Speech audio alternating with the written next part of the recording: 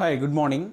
Today's topic is Unix components. So last class we have discussed about the brief history of the Unix, that is the evolution of the Unix. So how it is evolved and what are the different projects during its development, and what are the different Unix variants at the time and now. So that also we have discussed. So today we will see about the Unix components. So components means parts of the Unix. So what are the different components present in the Unix? And there are three parts present in Unix. First one is kernel, second one is shell, and third one is the file system. Kernel, shell, and file system. So kernel, what is a kernel? So kernel is the heart of the operating system, and kernel, most of the code written in kernel is C programming language, and very minor part is written in assembly language, programming language. And kernel is close to the hardware. That means it is the only component which interacts directly with the hardware, and kernel acts as a resource manager. That means it can divide the time along the users and the process.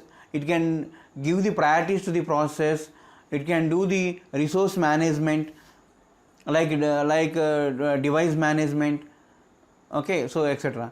And kernel are basically monolithic kernel and microkernel. So in previous days, so it was like all the modules of the kernel are integrated and loaded into memory. So but now the situation is different. Only those modules that are necessary for execution will be loaded into the memory. So this is the nowadays we are following this one. So this is about the kernel of the Unix operating system. Next one is shell. What is shell? So shell is a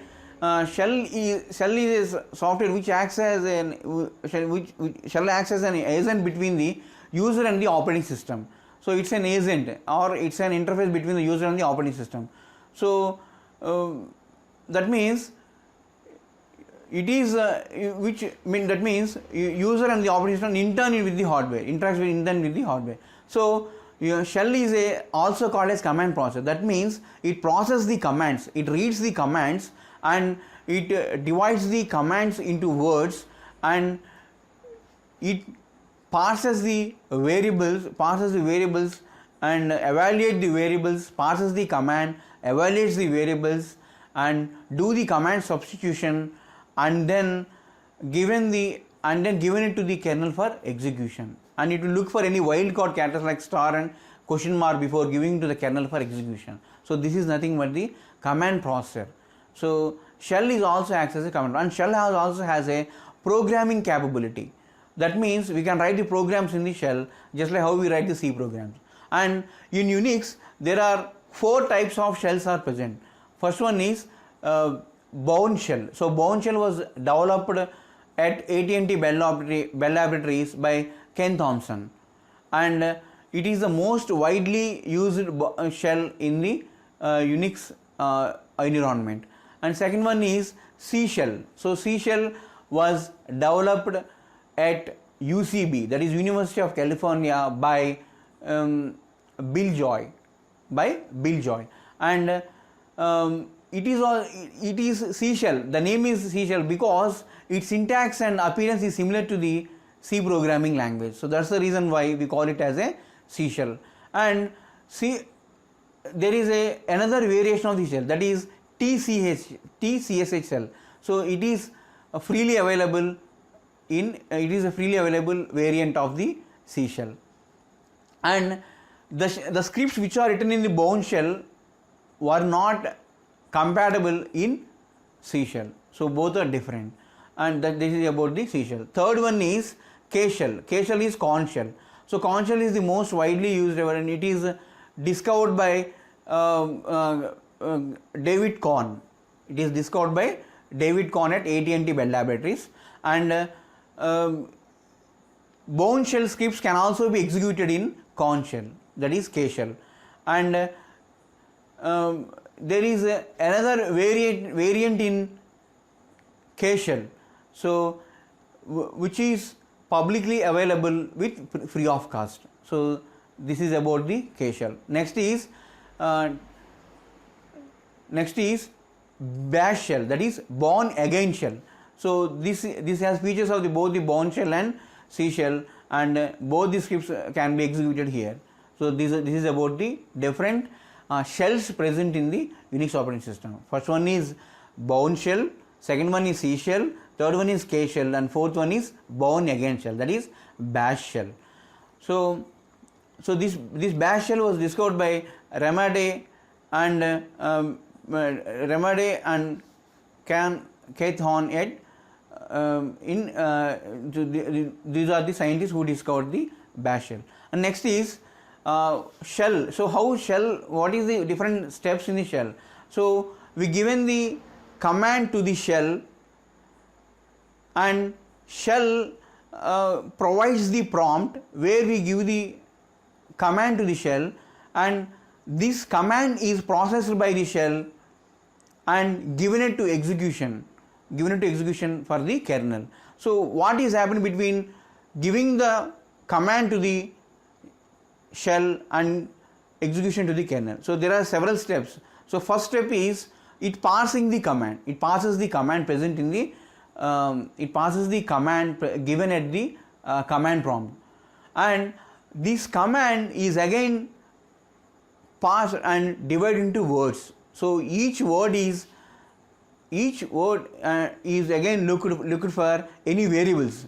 So if any variables are present, evaluate the variables first, then do the command substitution. Suppose if any quotations are included, if any word is included in quotations, so first execute the command present in quotations, then give the output of the command again to the shell, and this is the third step. And fourth step is meta characters. Interpret the meta characters. So star, question mark has special meaning associated with that.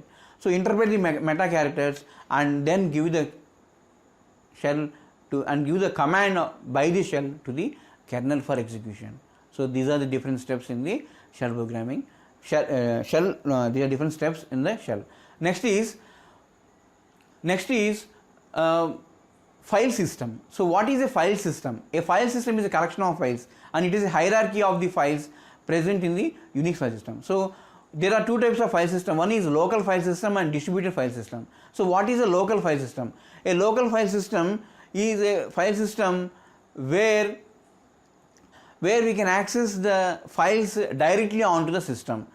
Whereas in a distributed file system, the files are dispersed or distributed across different systems, and we collect the files and finally do the processing at the local machine. So this is nothing but the distributed file system. So this is about the file system. So in summary, there are three components present in the Unix. First one is file system. First one is shell. First one is kernel. Second one is shell, and third one is file system.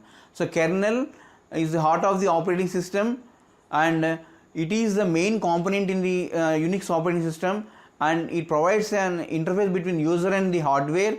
It is a main component. It is close to the hardware, and it performs many activities like resource management and assigning priorities and distributing time between the users in a multi-user environment, and etc.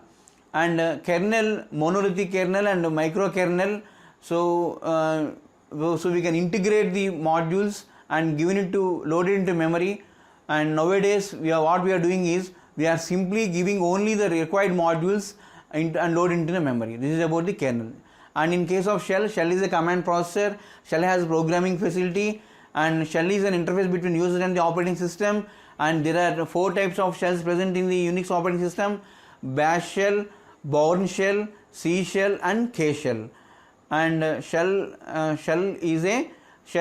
gives the command prompt where the user can enter the command, and the command is passed by the shell and finally given it to the kernel for execution. This is about the shell. And file system, Unix supports a hierarchical file system. In Unix, everything is a file. Even a device is a file in Unix. So that's why it supports both the hierarchical file system and local file system. In case of local file system, files are accessed locally to the computer, whereas in distributed files are distributed across different machines. So this is about the file system. Thank you.